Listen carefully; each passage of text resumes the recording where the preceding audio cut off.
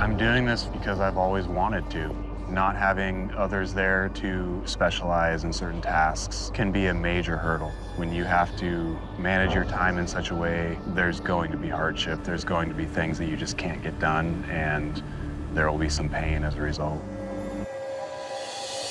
My name is Joe Nicholas. My first choice for 10 items is my sleeping bag. This is a negative 40-degree sleeping bag.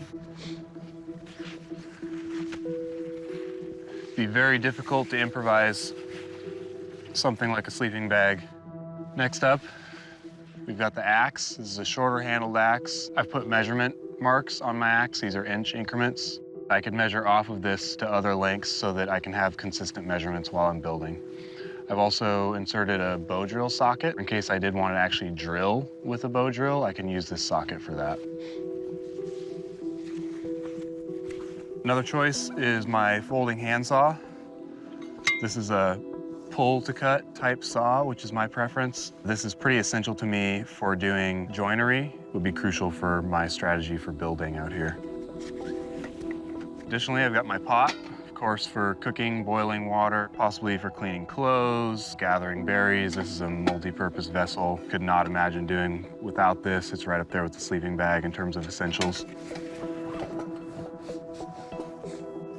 And the water bottle is a bit of an unorthodox choice for alone, but this is another that I think is pretty essential. I can put hot water in this, bring it into my sleeping bag, keep my feet warm. Having this with warm water inside of my sleeping bag, keeping me warm and also keeping the water from itself freezing so that I can stay hydrated is crucial. We also have 80 meters of parachute cord in assorted colors, primarily in bright colors because there aren't many instances in which I could imagine actually needing to camouflage. I think for the most part, I'd like to use the inner strands out of this paracord to make gill nets.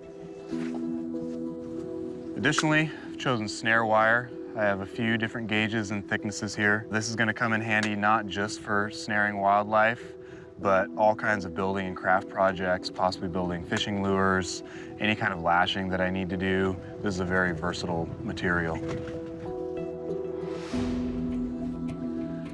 I'm also bringing my knife. This is something I'll always have on me. This is my preferred size. I really don't need anything bigger. The blade is also stainless, which isn't necessarily going to take a sharper edge as sharp as a carbon steel blade, but the stainless is a little bit softer, so it'll be easier to sharpen while I'm in the field with improvised materials out there. Also in my pocket, I have my ferro rod and striker.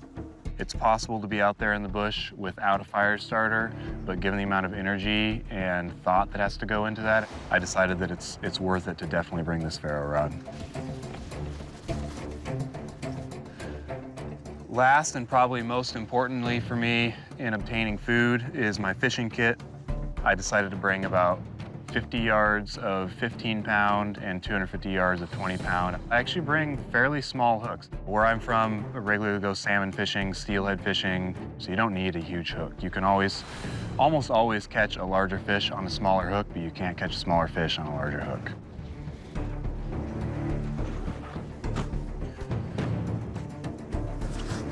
I hope these 10 items serve me well. Hope I don't forget my 11th and most important item, myself.